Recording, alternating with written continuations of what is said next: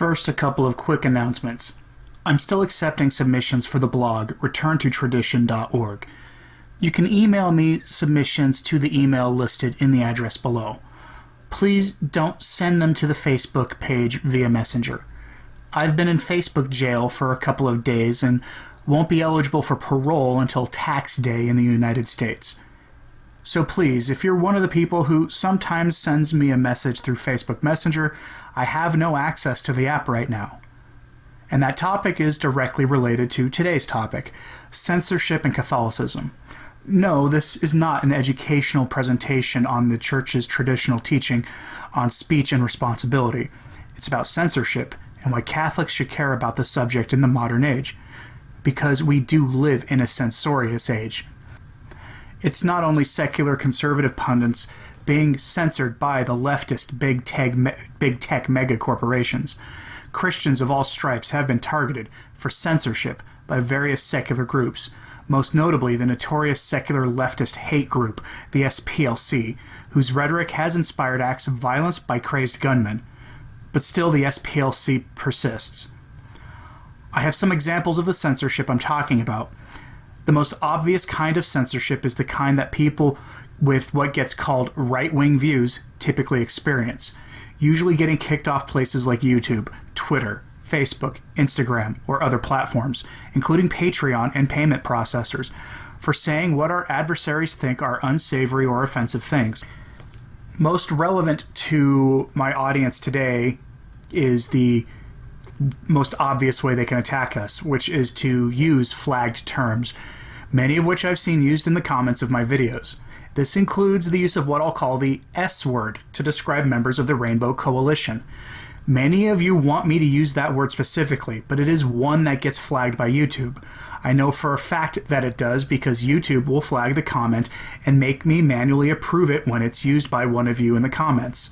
The same goes for negative comments about, shall we say, the so-called elder brothers in the faith who, again, get mentioned explicitly in the comments of my videos, and I often have to go in manually and approve comments because the YouTube algorithm automatically quarantines those kinds of comments. If I were to speak in such stark terms as my audience wants, I would eventually join the numerous conservative and supposedly right-wing commentators who have lost their channels, accounts, and even access to banks due to simply speaking what they believe to be the truth.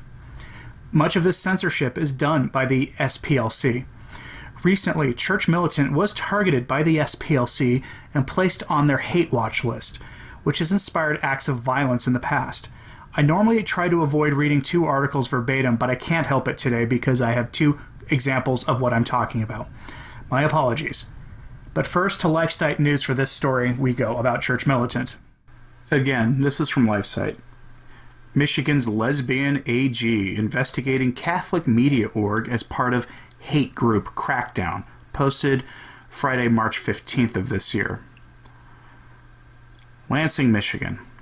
Michigan's lesbian attorney general and the state's Department of Civil Rights director are investigating organizations the left-wing Southern Poverty Law Center has deemed hate groups. One such group in their state is Catholic news service Church Militant, which reports on clerical sexual misdeeds and advocates adherence to the teachings of the Catholic Church.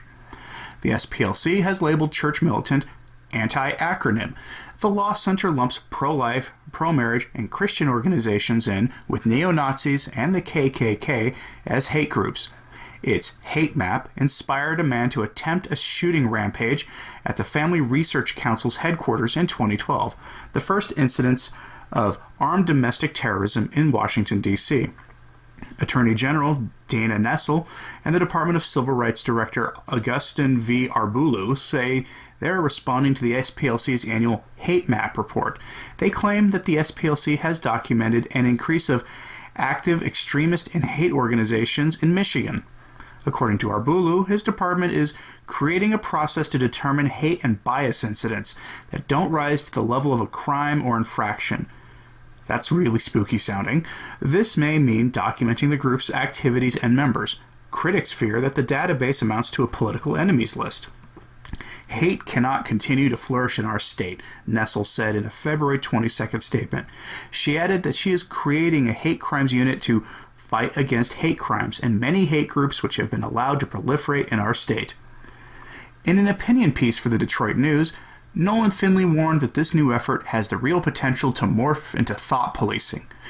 If what Nessel and Arbulu are targeting are words, thoughts, and opinions, this could easily become a weapon to shut down groups they find abhorrent, but are operating within the law, he wrote. The First Amendment guarantees Church Militant the right to express itself on same-sex marriage and other social issues, and to do so vigorously, continued Finley. There's no accusation that the Catholic group has ever broken the law or committed an act of violence against those whose lifestyle it rejects.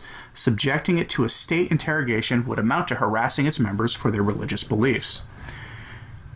If you want to read the rest of that, you can read it on the LifeSite News website, a link to which to this article specifically can be found on the blog returntotradition.org, linked below. Most of what Church Militant does is simply report the news in the church. At least that's what their free content is about. Voris has what some consider an off-putting style of presentation because he doesn't mince words.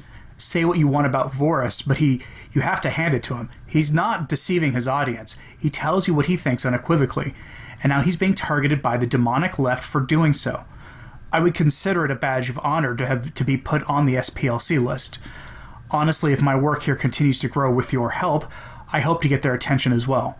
But Church Militant isn't the only Christian organization targeted by the SPLC or similar groups.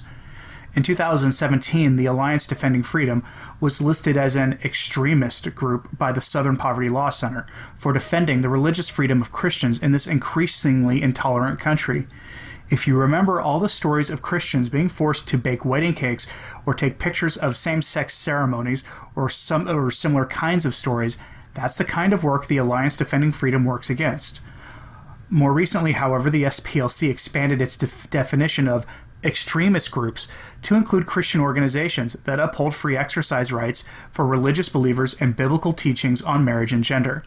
As Our Lady of Fatima said, the final battle will be over marriage and the family, and those who defend marriage and the family will be persecuted.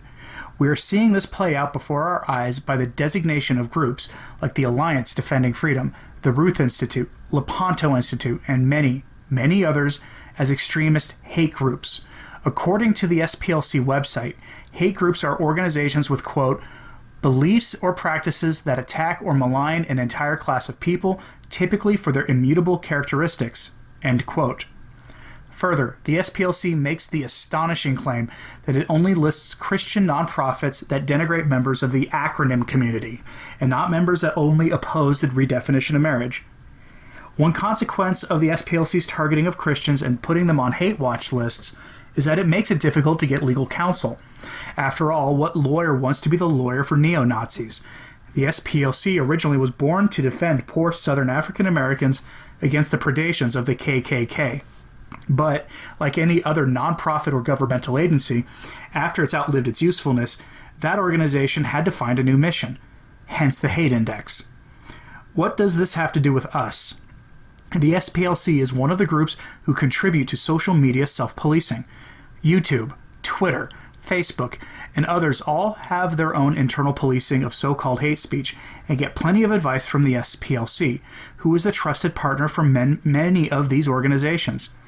If you've ever seen a video on YouTube placed in what's called limited state, it was because it ran afoul of the rules set by this platform at the behest and advice of groups like the SPLC. Plenty of channels have been shut down entirely. Their definition of hate speech includes many of the comments I see in the various videos by various Catholics on this platform, usually about sexual morality, gender politics, or about that group who cannot be named under any circumstance. Which leads me to the next story. It should illustrate the point I'm trying to make. In order to evade the censors on this platform, I have to resort to the use of Church of the New Advent lingo, which I don't like doing except in jest. It's from last fall, and it's a doozy. So I'm going to have to use a Protestant source for this because the mainstream media article that's nearly identical had so many ads it was unusable. The, shall we say, our elder brothers in the faith, to use a term I detest, say Bible needs anti-Semitism warnings. This is from November of 2018. Page margins in Bibles should include warnings to highlight passages which have been used to encourage anti-Semitism. our elder brothers leaders say. Introductions also ought to feature cautions, according to that same group's Congress, an umbrella group for several of that group's organizations. The EJC's recommendations, included in a new catalog of policies to combat anti-Semitism unveiled in Vienna, also cover the Quran. Well, at least they're being honest there. EJC President Moshe Kantor said, translations of the New Testament, the Quran, and other Christian or Muslim texts need marginal glosses and introductions that emphasize continuity with elder brother heritage and warn readers about anti-Semitic passages in them. Concerns have been raised that certain scriptures have been distorted or misinterpreted in the past to justify persecutions against our elder brothers in the faith. Again, to use a term I hate. The Archbishop of Canterbury, Justin Welby, said in September 2016 that the church was complicit in the spread of anti-Semitism. Same guy who is ordaining lesbians right now. He said, it is a shameful truth that, though it's through its theological teachings, the church, which should have offered an antidote, compounded the spread of this virus. Yada, yada, yada. Let's skip down here. Other recommendations include every country, organization, and business adopting and implementing a definition of anti-Semitism issued by the International Holocaust Remembrance Alliance. Wow. Dr. Christine Joines, a theology literature at Oxford University, told The Times, the whole Bible needs a health warning to read it through the right critical lens and in a historical context. Do you see what I'm saying about censorship? Obviously, this is nothing new in history, and frankly, no one should be surprised to see a guy like Welby flogging himself for the past perceived sins of the Church on this score. After all, he is presiding over the collapse of the Church of England into warring modernist and pagan sects, though he doesn't understand that the coming collapse of his supposed church is due to it continuing to promote error and modernism. To give you an idea, in the UK there are now more Catholics and Anglicans in the country whose state religion is Anglicanism, though there are more atheists than either, and soon there will be more Saracens than anyone else. What most of the people like the guy who calls himself the Archbishop of Canterbury don't get is that by kowtowing to the values of the world and by adopting their satanic narrative, all they've done is to empower their persecutors. Whatever's left of the Church of England in a few years will be one of the last to be persecuted if the secularists get their way, because hyper-modernists like Welby have been useful idiots in the persecution of Christians of various stripes who actually try to adhere to the moral teachings of the faith. So what do? I'm not going to tell you not to speak the truth as you understand it. Quite the opposite, actually. But, I beg you, do as sacred scripture tells us. In Matthew chapter 10, verse 16, Jesus tells us to be wise as serpents and innocent as doves.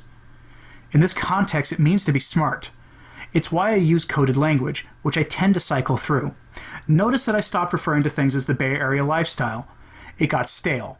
Soon I'll stop referring to certain types of people as Skittles, taste the rainbow, because I'll come up with something new. But notice that when I do that, you understand what I'm talking about. Do the same. Find a way to clearly say the thing without using words that will get you banned. And by you, I mean me. Because last month a controversy erupted on YouTube. It went like this. Families were putting videos up on this platform showing the development of their children. They played games, did gymnastics, and all kinds of other wholesome things. What happened?